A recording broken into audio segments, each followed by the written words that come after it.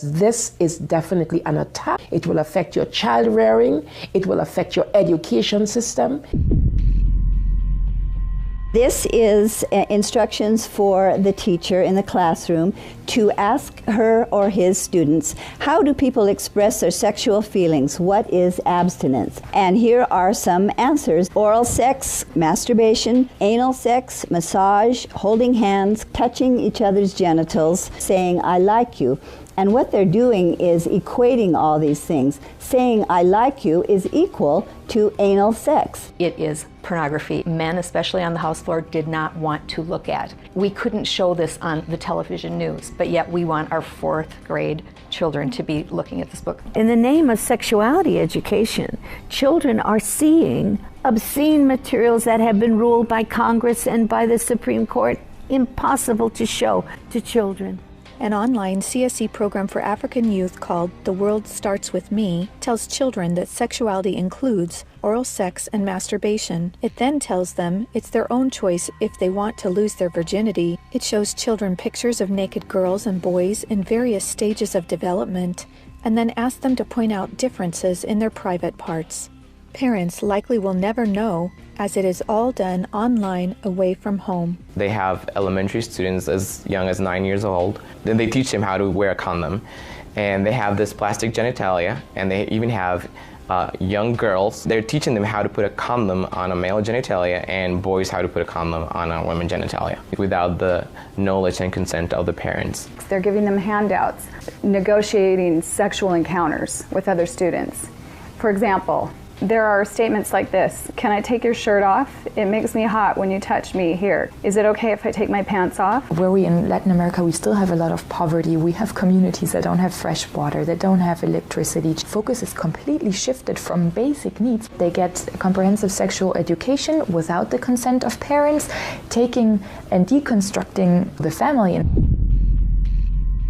My brother Luigi and I had an opportunity to go to the United Nations and give a speech on the UN floor. I told them how Planned Parenthood was passing out a booklet for HIV positive youth at the United Nations called Healthy, Happy, and Hot. This is for the kids who have AIDS. It teaches about sexual pleasure through masturbation, with same-sex partners, and even if you are drunk. This pamphlet called Healthy, Happy, and Hot tells young people that you have the right not to disclose your HIV status to a sexual partner if you're not comfortable. It also tells young people that are HIV positive that if they decide with their partner not to wear a condom, that's their decision. The World Health Organization standards for sexuality education in Europe actually suggest that children ages 0 to 4 should be given information about masturbation and given the right to explore their gender identity. For ages 4 to 6, children should be taught about same-sex relationships and respect for different norms regarding sexuality. The interests of organizations like UNFPA and IPPF is to get parents out of the picture and to radicalize and sexualize children. UNFPA has tried to convince my country to change our positions on issues such as reproductive rights and comprehensive sexuality education. Madam Chair, does the UNFPA think it can do this because Nauru is the smallest member state of the United Nations? The Nigerian government was actually told by the Western countries that if they do not give in, that they will be denied foreign aid.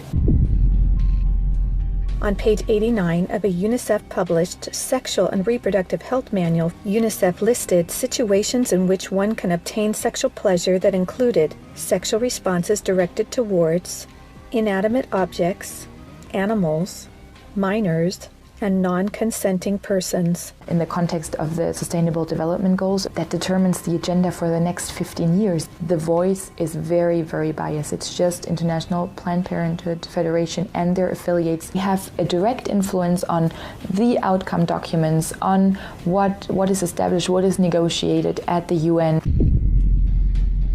Some of the objectives of the UNESCO Sexuality Education Guidelines include teaching children at age 9 about sexual stimulation and the definition and function of orgasm, and at age 15, that both men and women can receive sexual pleasure with a partner of the same or opposite sex. The It's All One curriculum also promoted by International Planned Parenthood, reveals the multiple manipulative tactics used to indoctrinate and sexualize children through CSE. Like other CSE programs, It's All One claims, among other things, to be evidence-based, comprehensive, human rights, gender-sensitive, and culturally appropriate education that will increase young people's responsible decision-making, to reduce adolescent rates of pregnancy and sexually transmitted infections, including HIV. It's All One, however, like most CSE programs, is really just cleverly disguised abortion rights, sexual pleasure education, masquerading as human rights, gender, and sexual and reproductive health education. It aggressively promotes abortion. With over 112 references to abortion, It's All One has an obsessive focus on sexual pleasure, mentioning sexual pleasure 62 times. It promotes multiple sex acts and instructs children on how to stimulate themselves or their partner to orgasm. To explore their readiness, children fill out a worksheet that infers children are ready to have sex when you are feeling sexually attracted to the other person, and when you're feeling comfortable about telling the other person what feels good sexually. It teaches that human rights encompass sexual rights, including alleged rights to all persons to sexual expression and the right to seek sexual pleasure.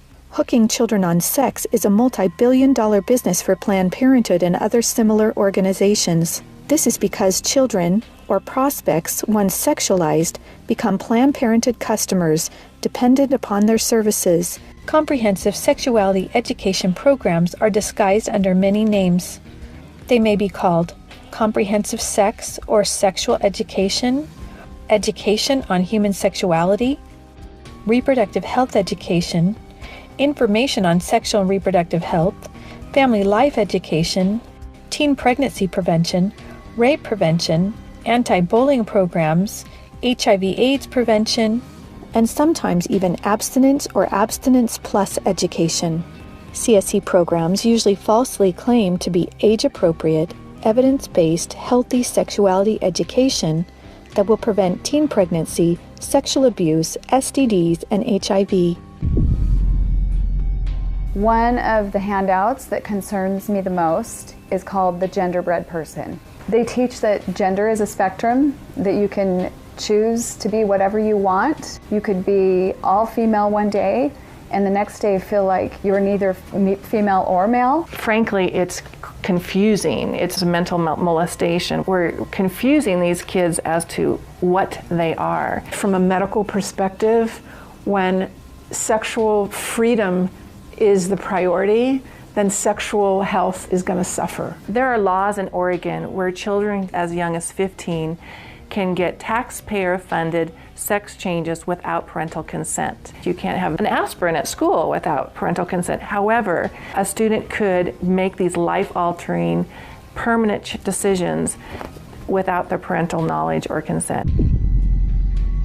Sexual rights, sexual education movements began with Dr. Alfred C. Kinsey. Kinsey actually had pedophiles measure with a stopwatch how many children could achieve what he called orgasms within a 24-hour period. Today, comprehensive sexuality education is based on this philosophy that children are sexual from birth, created by Kinsey. Say no to CSE! Say no to CSE! We've got to stop it.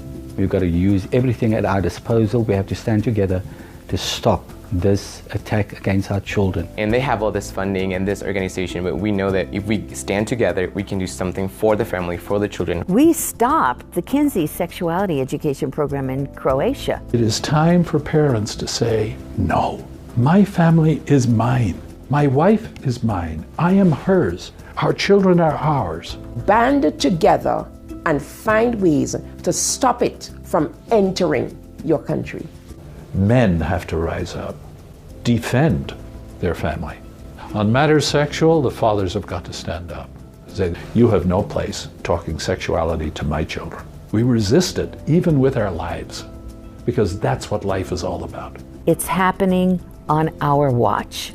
If we don't do something about it, it is all of us that carry that guilt. To learn more and to sign the petition to stop comprehensive sexuality education, go to stopcse.org. Together, we can and will protect the world's children.